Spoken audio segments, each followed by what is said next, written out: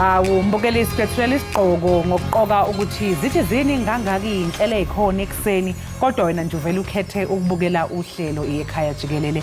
Ziyakwitiza ke ezinye inhlelo ekseni kodwa thina sixoxa nawe ngolimi lwakho lwebele, ulimi oluzwa kangcono. Mbukeli akuve kubhlungu ukubona umuntu ogqoke iuniform yomsebenzi eindaweni engafanele, ikakhulukazi ke lezo zokucima ukoma. Uthola umuntu inkosameselele emcimbini neuniform lapha kubhalwe negama lakho ukuthi ubani futhi wenzani. Nkosi yami akudlalwa mbukeli ngomsebenzi. Iningi labantu likhala ubusuku nemini lifuna umsebenzi. Akumele ke uma ngabe ke sesibe nenhlanhla yokuthi thina sawuthola ebese ke siyawubhubhudla. Umsebenzi uyahlonishwa kholosa. Bukeli ngoku singena kwi-yure yethu yesithathu neyokugqibela yenkqubo. Nalawo ke esiza kuthi usibamba sekusele nje imizuzu embalwa ngaphambi kokuba uwe umkhusane. Angazange azinikeli ke ayazi ukuba sifana ncakasana nelanga ngoba ukuyosishonela kwethu namhlanje akuthethi ukuba asiza kuphinde sivele ngomso. Kanti ke xa sijonga sibuyela kuvimba wethu naku ongathi ukulindele. Inkundla ephakamileyo yaseNtshona Koloni iza kuwisa isigwebo ngalentsasa kwityala likaJaji uJohn Hlophe. Sakubanalo ke nodliwanondlebe lwe-fitness kunye nophononongo lwencwadi. Ndimlo ke ukholosa kalubisi umadlongothi umaziphuma mshukuma umazondwa ngezakhe izinto. Masijonge mbukeli eziphala phambili kule yure.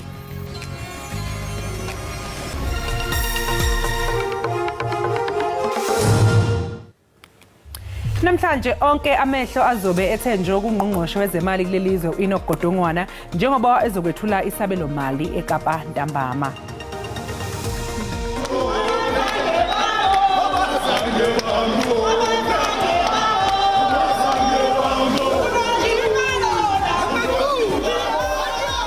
Kwezemidlalo abalandeli bebezalise isikhululo senqwelo moya iOR Tambo beyokwamkela uSivenathi the special one nontshinga emva kokufumana intshinga yehlabathi kudidi lwe-lighter flyweight phantsi ke kwe-IBF eMexico.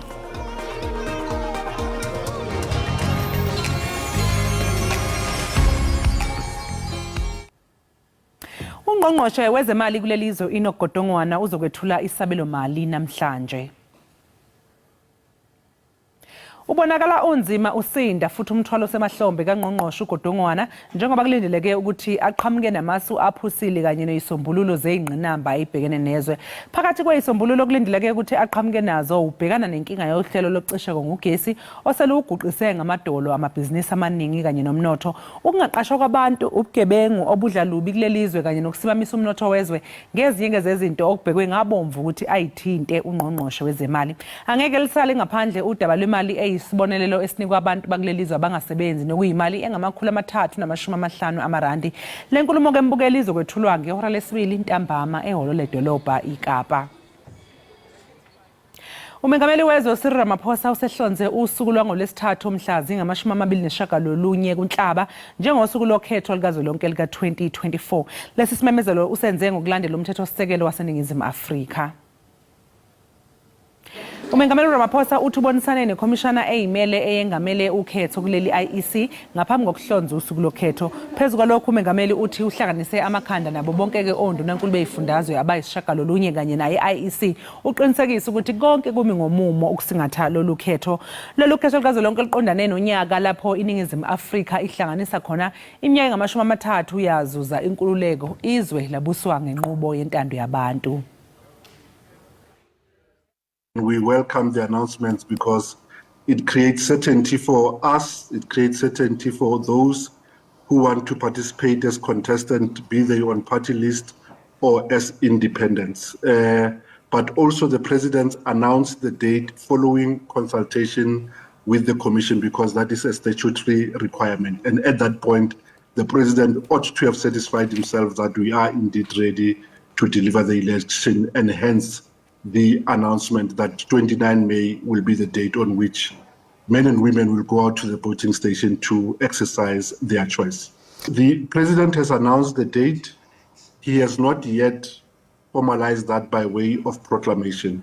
So between today and the date on which he proclaims, which we anticipate will be on Friday the 23rd, those persons who are still unregistered still have an opportunity to do so online or update their details or do so during working hours at our offices.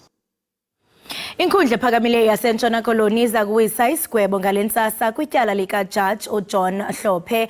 uHlophe kunye noNkola Mutata bafunyene benetyala ongaziphathi kakuhle ikomishoni yejaji nephakamise ukuba basuswe esikhundleni. uHlophe ucela inkundla ukuba ingavumeli ipalamente ukuba ivotele ukubekwa kwakhe ityala. Umenge lithi funeka anikwe ilungelo lokuzithethelela kwisigqibo sokungaziphathi kakuhle. Bacela eyigidini eziyisishiyagalombili abantu abangasebenzi kuleli esigameni sesine sonyaka. Abantu balahlekelwe imisebenzi ngesikhathi lapho bekulindeleke khona ukuthi baqashwe ngobuningi. Lenyuke lafikelela ku-7.9 yezigidi inani labantu ababedinga umsebenzi kwikota yesine yonyaka ophelileyo. Amacandelo ekulahleke imisebenzi kuwo leloluntu neenkonzo zentlalo, elokwakha, elezolimo nelorhwebo. ICOSATU ithi ziyadanisa ezinkcukacha kwaye kungalindeleka ukuba imeko ibe maxongo nangakumbi ngenxa yokusilela kweziseko zophuhliso, ucimicimi wombane nemeko engumngeni yoqoqosho phakathi kwezinto. Normally there's a bit of a pickup because of the tourism and holidays and so forth. So the fact that unemployment is increased by 0.2%, that's depressing. But you know, to be honest with you, we actually feel to be much worse, given the levels of the chaos, the crisis we're experiencing in Transnet. Ibikhe yadaleka imisebenzi iikota ezisibhozo zilandelelana, nto leyo eyayithetha ukuba ngabantu abayi-16.7 yezigidi abaqeshwayo, isithuba seminyaka emibini ilandelelana. This is the first time in 2 years that we see a decrease in the number of employed persons. The number of employed persons have been rising over the last 2 years. In terms of the unemployed, we see an increase by 46,000 people.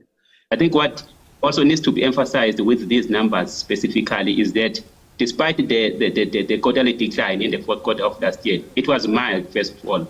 Around 22,000 jobs were lost in the fourth quarter. But if we just look at the momentum, the economy has managed to create jobs over the past 8 consecutive quarters. Ulutsha iselolona luzizigculelo zentswela-ngqesho njengoko intswela-msebenzi kulutsha inyuke yafikelela ku-4.7 yezigidi, nto leyo ithetha ukuba amathuba okufumana umsebenzi kubantu abatsha amfiliba. Ukuba isonjululwa ngokukhawuleza ingxaki yombane kweli iza kuqhubeka ukuba nemiphumela emibi kumashishini axhomekeke ku-Eskom ukuze asebenze. Esi silumkiso ke sikhutshwe ngoosomashishini baKwaZulu-Natal. Icandelo lezoshishino belifakana imilomo nomphathiso wombane uGqirha Rosiyentu Ramaghupa eThekwini. Osomabhizinisi abaqhamuka emkhakheni yehlukene bebehlangene lapha ukuzothola incazelo ngokuthi sinjani isimo sikagesi kulelizwe. Ungqongqoshe wezogesi uDkt Rosiyentu Ramaghupa wethule umsebenzi owenziwa umnyango wakhe ukuzama ukuxazulula lenkinga yokucima konga kukagesi. Osomabhizinisi nabo bazokalise imbono yabo ngalenkinga.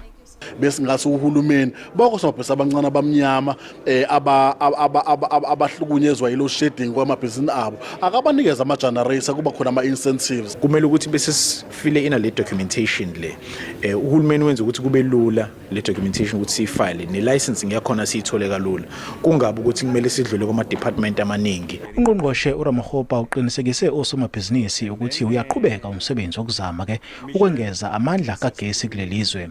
Zintathu izikhungo eziphehla ke ugesi ekulindeleke ukuba zisebenze ngasekupheleni kwalonyaka. Kuzona kubalwa iKubek Unit 2 enamandla alinganiselwa ku980 megawatts. uRamaghupa akazange ke asho ukuthi lenkinga kagesi izokuphela nini.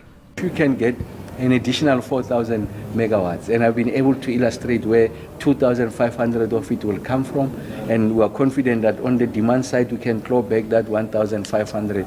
Then we are closer to the resolution of this question. Ungqongqoshe uRamaghupa uthi ke umnyango wakhe usebenzisana nomasipala abangakwazi ukuzikhiqizela ke amandla kagesi ngokwabo ukuze kwehliswe ke umthwalo osemahlombe enkampanini iEskom. NginguSimphiwe Makhanya wezindaba zeSABC ngiseThekwini. Siziqonqotha ngolohlobo ke ingongoma beziphala phambili namhlanje. Masiqhubeke sibhatala amatyala aqiniseka ugungqisa vukile Ekhaya Jikelele.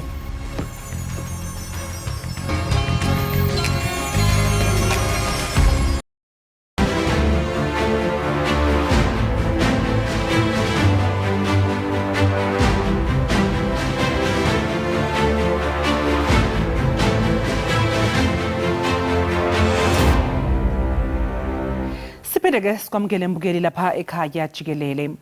Sike sakubikela ke udaba oluthi umengameli uCyril Ramaphosa umemezele umhlazi ngama-29 kuNhlaba nonyaka njengosuku lokusingatha ukhetho likazwelonke. Njengamanje ke sixhumana nephini lenhloko yekhomishana eyimele engamele ukhetho kuleli umawethu Moseri. Baba Moseri, sikubingelele sikwamukele lapha ekhaya Jikelele. Sibonga kakhulu ngesikhathi sakho namhlanje ekseni. Angibonge ukuthi nisimeme ukuthi sibe khona la kunina sikwazi ukuxoxisana na. Yebo. Umengameli usalimemezeleke usuku lokhetho. Ngabe yini esingayilindela okusuka manje kuya phambili malungana nje ke neindaba zokuvota njengoba selibekiwe usuku? Kuningi ekufuneka sikulindele ukusuka manje kuya lapha. Siqale nje ngokuthi sikwamukele ukuthi sibe nalo usuku siyikhomishini ke sesisebenzela phezulu kwezinsuku ezithile ukuyofika kulola suku lokuvota. Esicabangayo ke ukuthi nezakhamuzi zaseNingizimu Afrika okuyizona ekufuneka ziyokhetha ziyakuthokozela ukuthi sibe nalo lolu suku nezinhlelo ke zeimpilo zethu ngokuhlukahlukana zizokwazi ukuthi zilibeke endaweni lolu suku. Ngokokwethu siyikhomishini silindele okokuqala ukuthi umengameli alikhiphe ngokusemthethweni lolu suku ke alifake kwiGazette kahulumeni. Baphinde futhi nondunankulu beyifunda benze okufanayo malunga nokhetho lweyishamthetho lweyifunda. So nabo ke kufuneka bakhiphe kumagazette eyifunda. Ngalolo suku ke abakhipha ngalo kumagazette kuyavala ukubhalisela ukuvota. Okusho ukuthi njoba besithembisa ukuthi cishe ngoLwesihlanu bokwazi ukukhipha lamagazette. Sifuna ukuthi ke kuyizakhamizi zalapha eNingizimu Afrika ezingakabhalisi noma ezingakashintsha amakheli banalezi izinsuku ezintathu kusukela namhlanje ukuya ngoLwesihlanu ntambama ukuthi balungise lokho. Emva kwalokho ke engicabanga ukuthi ngomgqibelo noma ngesonto thina siyikhomishani siyobe sesikhipha igazette esiyibiza ngokuthi i-timetable kusho ukuthi uhlelo olusithatha liyosibeka kumhla ka-29 May. Sesiyochaza ukuthi ikhishwa nini voters roll esemthethweni khona lapho kuyoba khona usuku olubekwayo kube khona usuku elibekwayo esithi ke abafuna ukungenela ukhetho ke babe ngama-party noma babe ngama-independent ngosuku oluthile fanele babe sebeyifakile imfanelo nedeposit yakhona. Emva kwalokho ke sobe sesikhuluma ngokuthi abafuna ukufaka izicelo zokuvota okuyispecial kakhulu laba abafuna ukuvota bevota besemakhaya kuyithina commission esiyakubona sibhekile ukuthi balekelelwe bafakwe isicelo kusenethuba bese sikhipha ke nosuku lokuvota lalaba abavota ngokwespecial ngoba bengekho la ekhaya eSouth Africa bekwamanye amazwe nabo ke bazoba nosuku lwabo luyispecial lokuthi bavote. Konke ke lokho siyokuxosha kwi-timetable. Engabe ke kukhona yini ke okuzoba umehluko ngendlela okuvotwa ngayo kulonyaka okufanele ukuthi kwaziwe izakhamuzi? Ngiyazi ukuthi ke hey maningi amaqembu ezombusazwe asekhona manje ngiyacabanga nje ukuthi nje iballot paper yobinde kakhulu. Kunjalo sinamaqembu ezombusazwe noma inhlangano zezombusazwe ezibhalise nje ukusukela ngo21 ukuza manje sezihlangene nalezi ebezivela izikhona seziyofika ku400 manje kube kukhona ebezivela izikhona kodwa zibhalise komasipala ezu200 lokho kusinika cishe amaqembu ako600 esilindeleke ukuthi ngokwedeposit lefunekayo neminye imininingwane efunekayo ukuthi ungenele ukhetho bayokwazi ukuthi bahlungeke ngempela abazoba kwiballot paper. Kodwa mawuthatha nje ukubuka ukuthi baningi ababhalisa amaqembu manje ngo21 ukuza manje cishe wonke lawo maqembu abalelwa ko70 kuya ko80 azofuna ukulingenela ukhetho. kanti ngaphambilini ngo-2019 sasinamaqembu awu-48 ayingenela ukhetho, so uma kungaphinde kungena amanye awu-80 sesiya ko-120. Singakakhulumi ngama-independent nawo futhi azokwandisa kuleso sibalo, okusho ukuthi i-ballot paper yethu okwamanje sethukile kakhulu siyikhomishini ukuthi kazi iyoba ngakanani, iyoba yinde kangakanani, iyobe inabantu abangakanani noma amaqembu amangaki angenela ukhetho. Lokho-ke ngicabanga ukuthi siyokuthola maphakathi nenyanga kaMashi ngokohlelo esicabanga ukuthi lizoba khona kwi-timetable. Ngokocwaningo lwenu uma ngabe nibheka nje ukuthi abantu bazimisele kangakanani ukuvota, ngabe isibalo sabantu abayimisele ukuvota siyagculisa uma ngabe nenza ucwaningo lwenu? Siyagculisa noma besikhuluma ukuthi ngokubalwa kwabantu okwenziwe ngo-2022 silindele abantu abalapha ko-40 million abakulungele ukuthi bangavota. Okwamanje sino-27 million. Okusho ukuthi bakhona abantu ababalelwa ku-12 million abangakabhalisi esifisa ukubakhuthaza-ke kulezi iy'nsuku ey'ntathu ukuthi baphuthume impela. Into ebanga ukuthi sigculiseke-ke ngalo 27.6 manje esinawo, 0.6 million esinawo manje. Ingoba siyaqala ukufikelela ku-27 million. Lokhu saqala sakha i-voters roll ukusukela ngo-1998 siyakha kabusha ngokomthetho omusha nomthetho sisekelo ohlukile. Sayakha le voters roll iyaqala inabantu abawu-18 million, below inyuka-ke kancane iyaqala ukuthi ifike ku-27 million, so lokho kuyasenelisa. Okwesibili, ngaleya minyaka ye-COVID isibalo sabantu bebekwi-voters roll sehla kakhulu, saze sayofikelela ngaphansi kuka 26 million bese silapha ko-25.4. Okusho ukuthi ukunyuka sizofika ku-27.6. Sinabantu ababalelwa ku-2.4 million abathe bafika ukusukela siqale umkhankaso wokubhalisela ukuvota ebebengekho kwi-voters roll. Lokho-ke kuyakhuthaza kakhulu. Umsebenzi kwe-IEC ufaka phakathi ukufundisa umphakathi ngobumqoka bokuvota. Ngaphambilini i-IEC ngiyazi ukuthi iveze ukuthi ukukhangisa noma ukufundisa lapha ku-television ngokuvota kuye kutheleke iy'thelo ezinhle. Engabe iziphi ezinye iy'ndlela eniyisebenzisayo ukufundisa nje abavoti futhi ziyimpumelelo yini lezo y'ndlela? Sicabanga ukuthi ziyimpumelelo iy'ndlela esisebenza ngayo, kodwa sibuye sisho nokuthi akwenele ukuthi kube ikhomishana yodwa efundisayo. Kuyafuneka ney'nhlaka zemphakathi noma zingasebenzi ngokhetho nepolitiki zikukhuthaze ukuthi izakhamuzi zaseNingizimu Afrika zibambe iqhaza kwezepolitiki. So kungaba amabhizinisi, kungaba iy'mboni ey'hlukahlukene, zonke kufuneka zikhuthaze ukuthi abantu babambe iqhaza okhethweni. Kube sey'koleni nasey'ndaweni zemfundo ephakeme, zonke lezo y'ndawo fanele njalo kuhlale kukhona ukukhuthazeka. Ngokwey'nhlelo zethu-ke khona esizenza emphakathini la singena khona emphakathini. Uma sikhuluma ngey'ndawo esesizihambele, ezinye sesize saziphinda kabili nakathathu, ziyedlula le ko-140,000 iy'ndawo esesiy'hambile sifundisa ngakuvota. Okwesibili, sibese singena kakhulu kuma-radio la besingena sihlale emsakazweni siphendule imibuzo, sixoxe ngezinto ezintsha ey'fikile.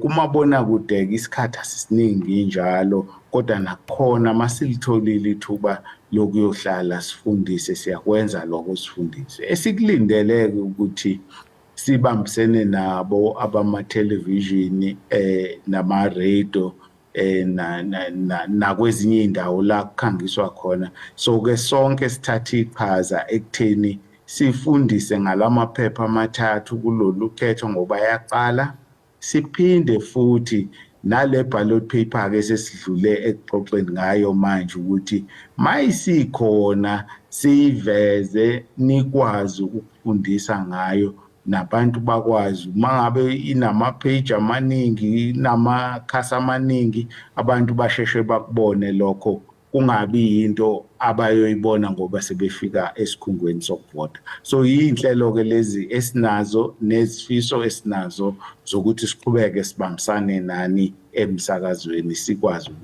ukusakaza ulwazi ngosuku lokuvota lolu oluzayo. Babu Moseri, ukhetho ke kulonyaka liqondene nesikhathi lapha iNingizimu Afrika izobe igubha khona iminyaka engamashumi 3 yazuza inkululeko. Engabe ke uma ngabe siqhathanisa nje no1994 kuze kube manje malungana nokuvota, yini esiguqukile yabangcono ngendlela okusingathwa ngayo ke ukhetho? Kuningi kakhulu ngobala nje okumbalwa sikubhekile ke nokuthi masigubha leminyaka engamashumi 3 democracy kufuneka sikhuthale kakhulu njengezakhamuzi zaseNingizimu Afrika siqinisekise kakhulu ukuthi akubanga yiphutha ukuthi sibe nedemocracy sikwazi ukuzikhethela uhulumeni ngalendlela esikhetha ngayo esesikushintshile okuningi. Ngo94 sasingenayo ivoters roll phela nje wawuvela ufike nalo mazisi noma ngabe imuphi onawo ungene esikhungweni uvote. So okokuqala ke lokho sekushintshile ukuthi hayibo sekudingeka ukuthi ube kwi-voters roll. Okwesibili umazisi osusebenza manje ilo uyi-smart card ile ncwadi encane ehlaza ube yilo wesikhashana othola ka-Home Affairs.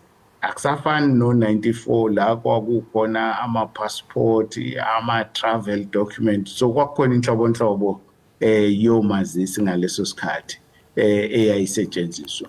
Okwesithathu sekushintshile ikhungo ezazibekiwe ngo94 zazilokhu ziqhubeka zandiswa zishintsha ukhetho seliqhubeka futhi isikakhulu eindaweni ezifana neKwaZulu Natal la ukhetho lwavuleleka eindaweni eziningi sekusele izinsuku eziwu6 nje kuvotwe so lokho kwenza ukuthi kube nezikhungo eziningi ezingazeki noma ezimiswe ngabantu abangenalo igunya lokuthi bazimise. So konke lokho sekushintshile ikhungo ukuthi kufika isikhathi sokubhalisela ukuvota sesiyazazi zonke sezizibhalile ngokusemthethweni futhi sizophinde sizikhiphe ngokusemthethweni kulamasonto amabili azayo ukuze wonke umuntu eSouth Africa azi ukuthi ikhungo zikuphi. So ushintsho liningi esilosiqhubeka silwenza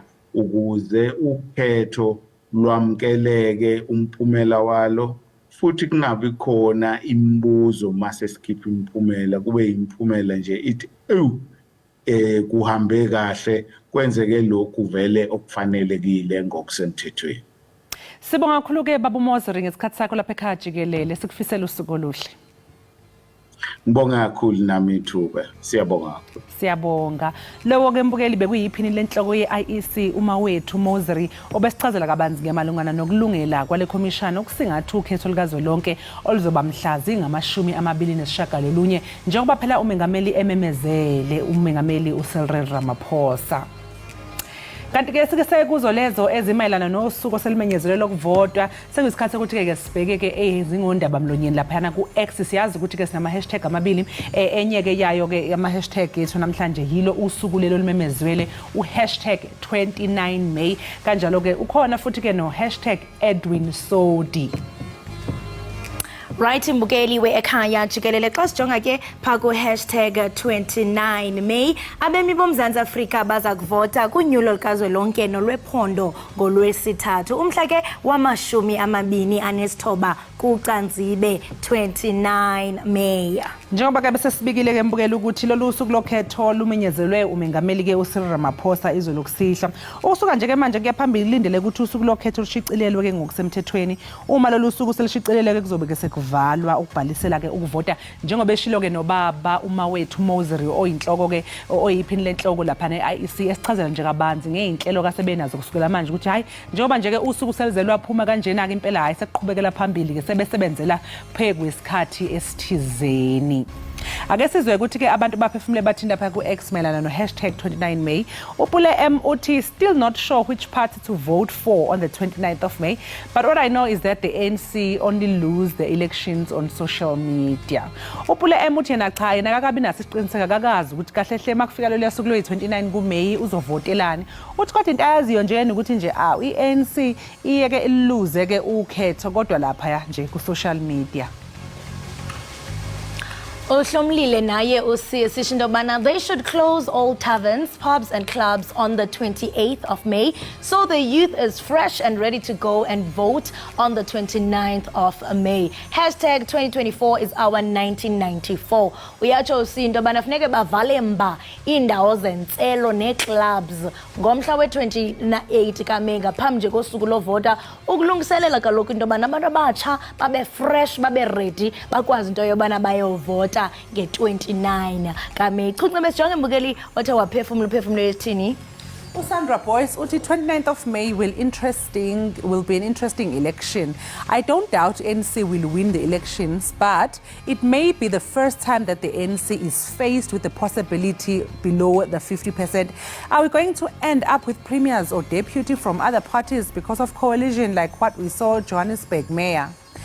Usandra ke nake uyasho ukuthi cha lolu khetho lizoba nje olu interesting kakhulu nje ngoba phela uthi cha uma nqika ngokuthi ANC kungenzeka ukuthi nje iwine nje iyiwinele uyabona ukuthi izothola ngaphansi kuka 50% nozowenza ukuthi ke bese ke kuba nama coalitions. So uyasho ukuthi ke sizogcina sesiba ke no premier no deputy abaphuma ke kwamanye ke ama party ngenxa yohulumeni ke bokubambisana. Uphawuleke no Sean lapha ya ku X Makholi. Paulile Ushone Hlomle City, we are voting on the 29th of May. If you continue voting for that political party, don't come here crying about unemployment, crime and load shedding. Uyatsho ke Ushone into yobana thina siyavota nge-29 kaMeyi. Uma ngaba wena uzawuqhubeke uvote for elaqela lezopolitiko ungake uze apha uzolila usithi ye intswelangqesho ubundlobongela nocimicimi wombane. Kanti ke mangabe siqhubekela phambili imbukeli sibheka ke #yethu yesibili namhlanje lapha ekhaya Jikelele khona lapha ku X ithi ke #EdwinSodi. Isithabathaba somuzi ke oseMorning Side discuss omabhizinisi oseyinkingeni uEdwin Sodi sesothengiswa ngesamba segidi ngama-75. Umdayisi ke wezakhiwo uLynn Petzer weLynn Estates ufake lo muzi endalini ngesonto eledlule. Iningi lempahla kaSodi zidayisiwe ke endalini imbukeli ngomgqibelo kubalwa khona ke imoto zakhe izindlu kanye nenkampani yakhe. Yawukhumbula ke mbukeli ukuba sesiyisihlandlo sesibini oku kusenzeka. Icandelo le-National Prosecuting Authority lathimba ke izinto zalo somashishini ngaye unyaka ka-2020 kuquka ezingama-23 impahla yendlu yakhe nenkampani yakhe iBlackhead Consulting. Bathulanga ke pha ku-x.com bathe bakanti bayaphefumla. uSupervillian uthi will believe it when I see him in cuffs walking down the steps to go out on Orange. This cat is well connected and well protected. A billionaire, if not close, has assets all over the show in different names. Punyuka bempete. Uyatsho ke uSupervillian lesisho into yobana hayi mna ndizawunguThomas ndizayikholelwa yonke le nto xa ndimbona ethwe qhakamfu icuffs ehamba pha enxibe impahla ezi-orange. Uthi lo mntu lona ubonakala ngathi u-connected kahle kwaye ingathi nezinga lokhuseleko lungqongqo. Uyatsho into yobana le ingathi yibillionaire uba kasondelanga into yokubana abe yibillionaire. Uthi une-assets kuyo yonke indawo ngapha unamagama ahlukileyo. Uthi ngathi lo mntu lo kuphunyuka bemphethe. Choncebe sijonge uthe waphefumla ubhale esithini. Your favor, Ness, uthi closer to election and they're going to make it look like they're actually doing something regarding corruption. Lol, eyes wide open, ne? Your favor ke yena ke akana sisiqiniseko uthi nje ingoba sekusondelwe okhethweni sebenza ngazi ukuthi kukhona abakwenzayo mayelana nenkohlakalo bese ke sebenzisa uLOL ochaza ukuthi ke hayi uhleka ngamehlo awavule onke. Siqola ngaye Balete uthi some clown somewhere would probably call this dude black excellence, targeted blacks, etc. We would like to see men of Edwin Sodi's caliber completely removed from our society forever. This is black shame. Uyatsho Balete into yobana hey omnye umuntu ohlekisayo kwenye indawo angathi hey ajonga sibona inkqubela yomntu ontsundu aphinde futhi xa ungathi kwenzeka izinto ezinje athi jonga sebejongiwe abantu abamnyama batargetiwe. Uthi ke ndiyarhalela ukubona okanye uthi siyarhalela ukubona abantu abafana naye uEdwin Sodi besuswa nengcambu kwi-community zethu. Uyatsho into yobana eli lihlazo kumzi ontsundu. Siziqola ke mbukeli siziqongqotha ngolohlobo ebeziphala phambile ku x.com. Ingathi ke ukhona nomnye uRain uthini? Rain Hill uthi yena people like Edwin Sodi undergo fake investigations then bounce back within a month. This is not his first rodeo. Rain ke yena uthi ke abantu abafana naye lo somabhizinisi uEdwin Sodi baye kube nokuphenywa okungumgunyathi ebese bebuya nje ke kungakapheli ngisho nanenyanga uphinde kuqhubekele phambili ngazuthaze kwenzeke lutho. Uthi phela akusikho nokuqala lokhu ukuthi kuthiwe uyaphenywa njalo njalo. Hayi ke mbukeli ke sesisonga lapho ke bese kuphathele zona ezingondaba omlonyeni lapha yana ku-X. Khumbula ke mbukeli ukuthi ke ukuphawula lokho kungokwabantu ke abasebenzisa u-X ngakho ke i-SABC lihaye Ekhaya Jikelele kanye ne-SABC angeke ke baphawula ngokukhononda kungase kuvele ngayo. Asikiqu 8 lo mangabe sibuya siyabuya siyazivocavoca ungayindawo mbukeli siyabuya ngongoko.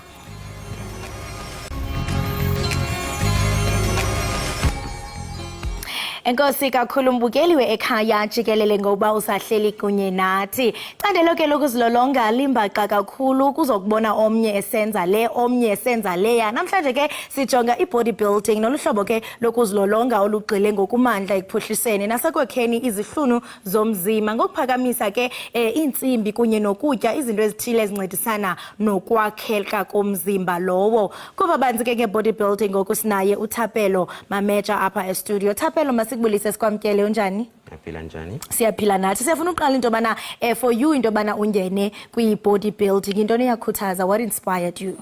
Well, lento yaqala high school, so ngangimfishane and ngangimncane, so like umunye umjida la bekeleza khona bengena khona isikolo, so wayejima naye, so I'd be like maybe ngakwazi ukufana naye bese abantu bazongibona ukuthi okay yeah this guy khona yabo. Wow. Yeah. So xa uthi wamfishane njani? Andisho wangumntwana? No, I was still in ngaqala 2018. Oh. I was still in grade 10. So basically what you're saying, you were not happy with the height yakho, ufuna noko kube nento equmqum. Yeah, ngangifuna ukuba mkhulu and then yeah. Wow, and after, I mean, how long did it take you ukufumana your desired results? Well, I think it was from 2018, 19, 20, 2022, 2022. Wow. And ungathi mhlambe iye ya impacta njani ubomi bakho, and I mean you were consistent at the time because ubufuna as results ubuzifunayo? Well, ngaqala ukuba consistent kakhulu 2021 because that's when I moved from home ngeza university, so ngathola a proper equipment for a gym. Yeah, and I want to get ke ngokukumba we-nutrition into bana your approach uye wenza njani, because obviously if uzawuqala izinto ezifana no-bodybuilding kufuneke utshintshe nangendlela otya ngayo. Yeah, well ngangifika okay ekhaya nje, well I googled and then mangitshela ukuthi have to eat a lot of protein, all those things. Ngangizama ukuthi ngidle inyama kakhulu, chicken mostly, and then yeah, chicken and rice. Yeah, and then I mean what challenges did you face kwi journey yakho yokuba wenze yonke le nto, because I know that omnye umuntu angaphupha, but I mean it takes hard work and commitment. Ungathi wena zeziphi mhlambe izinto ubuqonda ba kunzima ndifuna uyeka but let me keep going? Well, mawuqala ukujima obviously say first week you'll experience a lot of pains, so abantu abaningi vele they give up mabezala ama pain. So yeah, and so it takes time ukuthi ubone ama gains. So you have to be consistency. Yeah, and ndiyafuna uqonda because I mean noba zikhona nezinye izinto ozenzayo ecaleni, sentsho ngumfundi ngapha i-family dynamics, ujugglisha njani to make sure that akho nto isilelayo ebomini bakho? Well, usually ngenza ukuthi ngijime ekuseni because ijim yasesikoleni ivula ngo-7 so from 7 to 9 or 7 to 10 ngizobe ngisejimini and then when I come back then sengilungisa izinto zesikolo because mainly ngifocus kwisikolo. Siyaqonda into yobana kudla ngokutshiya into yobana xa kuthethwa nge-mental health sijonga kakhulu amanina ezithi emotions zethu funeke sikhalile sifuneke kutheni and kumakhulu becala abantu abafana nani amadoda adla ngokujongelwa emva. Ndiyafuna uqonda into yobana what impact ijim iye yabanayo in your mental health? Well, ijim, my mental health, sentsho ukuphucula ingqondo yakho ube right emotionally ubone ukuthi okay I'm able into okubana ndijongane ne-battles enhlangana nazo because of gym, because i-gym ayikuncedisi kuphela ube nomzimba but also nasemqondweni wakho iba khona into obanayo. What have you gained? well, I've gained like ukuthi ngabi shy Yes. since I started posting on Instagram, so azang like I didn't so azang like ngibe shy about yeah, all those things. So you gained confidence. Yeah, confidence. And I want you to encourage umuntu obukeleyo oqonda uba ndiyafuna uqala. What are your words of encouragement? Well, bodybuilding is a good thing. My experience my first pains angawari with 2 weeks azobe sephelile, then it takes time to body progress, so mele be consistency and yeah. And speaking of consistency, ndiyaqonda ubana ukwenza ijim ezifana nezi or bodybuilding funeka ubambe intsimbi. Ndiyafuna uqonda into yobana umanage njani into ye-injuries? well, Instagram I'm usual mawungena uzothola like ama-bodybuilders so Ron Coleman o-Jay Cutler, so I learn ama-tips ukuthi wenza kanjani ujima kanjani, so ngenza What are kanjani. those tips kaloku nababukeli bethu bafuna uqonda? Like proper form, let's say when doing squats, like you must have a proper form of doing squat, even bench press. You must make sure ukuthi like chest out and then izandla zivala kancane. Ababukeli bethu siyaqonda into yobana ukhona umuntu ozawube uthe chuncembe usenza naye i-exercise, yintoni abanoyilindela? Well, today we'll be doing a push-up and then for your chest and then a tricep. Okay, all right. Enkosi kakhulu ngokuba nathi sikunqwenelela okuhle, kodwa siyathemba into yokubana uyabadonsa wethu abantu bakwazi into yobana nabo bangene ku-health and fitness. And nababukeli banqangile ukubona into yokubana yintoni eniza kuyenza. Lo ke mbukeli ebesithetha naye nguye uThapelo Mametho, besiqobisela ke kuhambo lwakhe lwe-bodybuilding. Kanti ke mbukeli nawe apho ekhaya qiniseka into yokubana umise into zakho ukwazi ubona ele gym session. Okay, so today so qala ke normal push-up, which is mainly focused on a chest. So we'll do ama reps out 10. Okay, singaqala. Let's go. Start.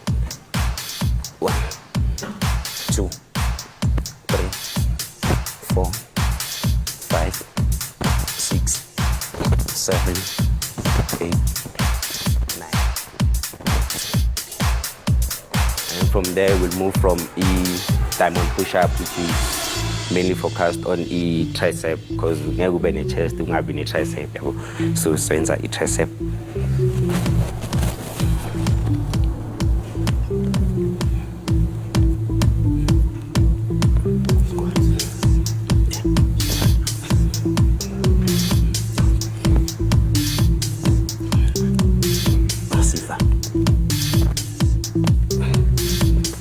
Okay, from now on, you can only have the best physique with the upper body. So we're gonna do a squat for legs. Okay. 3, 2, 1, go. 1, 2, 3, 4, 5, 6, 7.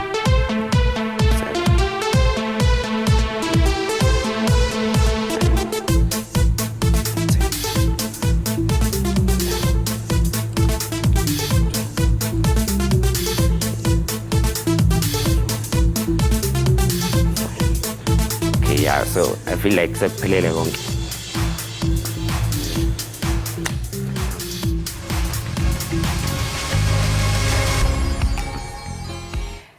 Siphinde sikwamukele mbukeli lapha ekhaya Jikelele. Sibonga kakhulu ukuthi ke usahlanganyele kanye nathi. uVusi Mabhena ungumbhali oshicilela incwadi oseklonyeliswe ngeindondo eziningana.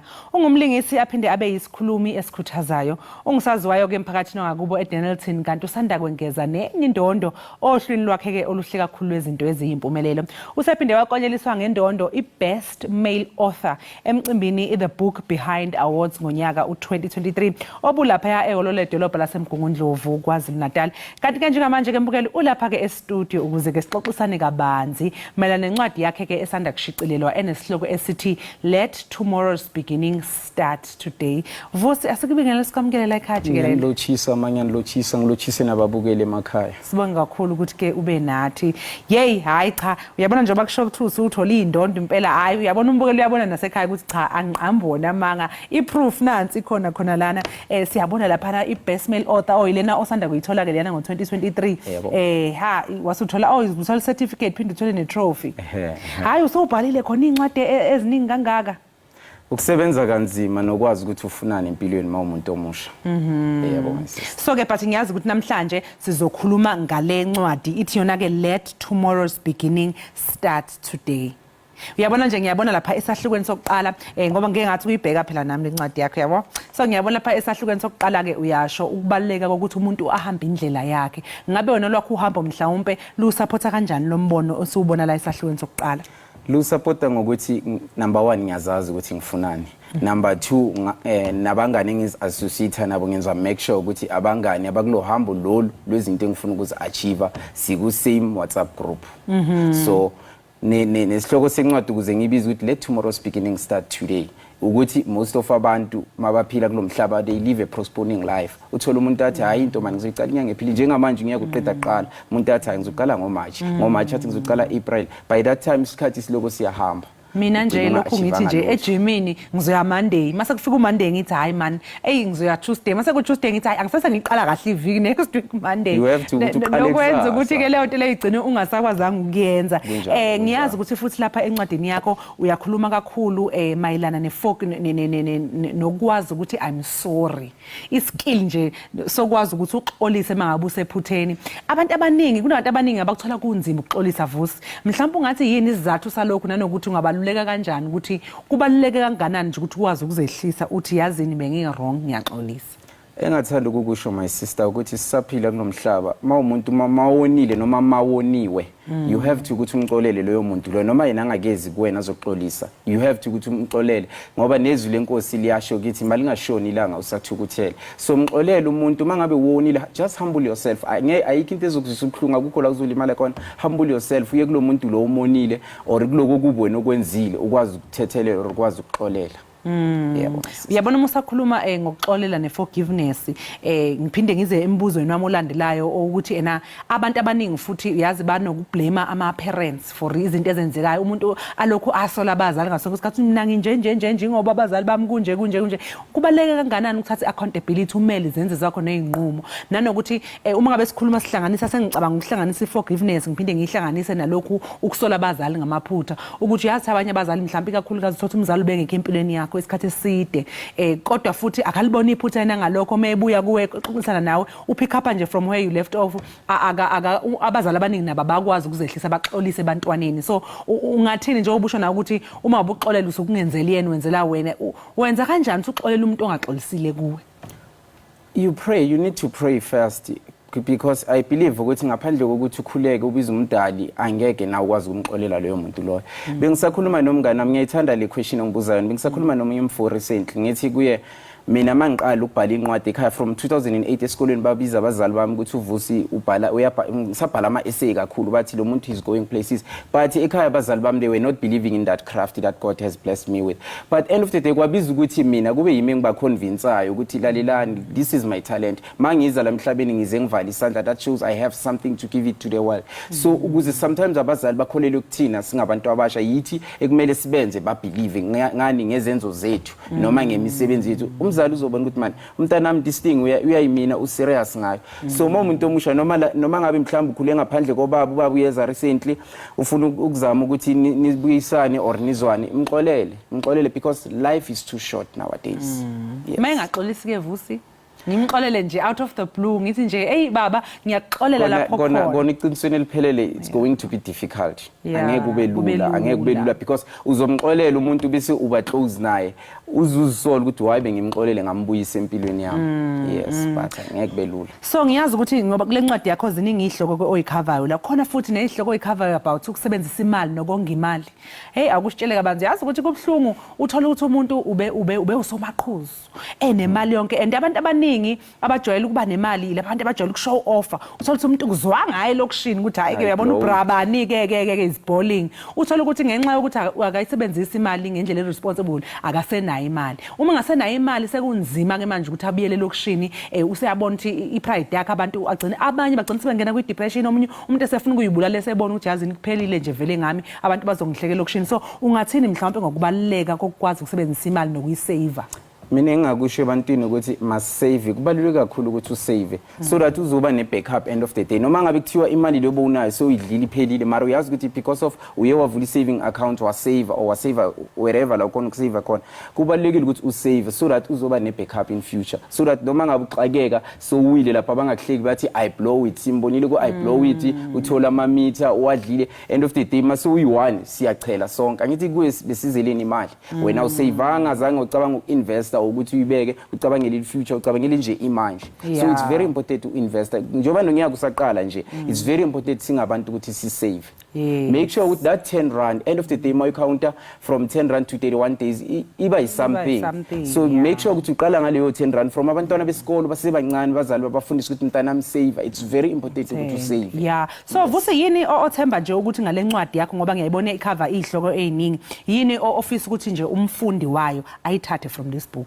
engifisa ukuthi umfundi ayithathe for this book ukuthi uzofunda okuningi yes it might be happen ukuthi you're not a Christian awukholelwa kuNkulunkulu awukholelwa ukuthi izinto ziyenzeka awukholelwa mhlambe orkholelwa bezimu bekhenu it's very important ukuthi lencwadi le izokukhulisa ngako konke izokwenza nokuthi the way ubona ngakhona ilife ubona ukuthi no man lendlela bengihamba wrong and it will help you to grow also spiritually it will also help you ukuthi ukhule kukho konke okwenzayo kuma budget kukho konke kuma relationship kusemshadweni involve everything yes okay Vusi ngiyabona la ncwadi nakho epagini lokugcina khona lapha imininingwane yakho ukuthi utholakala laphi ngoba abantu phela njengoba nje ke sebesizwa sikhuluma ngale ncwadi sebezoba ne interest ukuthi yo engathi ngayifunda so bathi ungabatshela nje ababukeli ukuthi ke uma befuna le ncwadi bangayithola kanjani. Yes, iyatholakala kumina ama number wami it's 079 244 5754 079 2445754 i-email address yami ithi with small letters vusithepoet23@gmail.com kanti futhi ukhona lapha ku Facebook uvusi Mabhena the poet noma vusi author Mabhena ukhona ku Twitter @vusipoet Instagram uvusi the poet awusibonga kakhulu ke vusi the poet ukuthi uzozivakashela usixoxele nje ngale ncwadi yakho latest uyibhalile impela ziningi ezinye but ke besikhuluma namhlanje nge-let tomorrow's beginning starts today siyabonga nje sesifila motivated. Ngiyabonga nami isikhathi. Thwa ungalindi makholi kuze kube kusasa qala namhlanje. Hayi sana seniqalile na. Yo, andifuna ubali. Resolution list. Yo, saver kwasebeleni mntasekhaya. That was a beautiful conversation with Mamchala. Kodwa ke xesha luchaba sesifikele ekuyiqweleni siqonqothe namhlanje. Kodwa ke siyakubulela mbukeli ngokuba uye wavuka nathi namhlanje sele sisonga usami nathi siyabuye kwakhona Mamchala ngobs. Ngesikhathi esifanayo 6 AM ekhaya Jikelele. Thank you so much for joining us. Siyabonga nibe nosuku oluhle nisale kahle.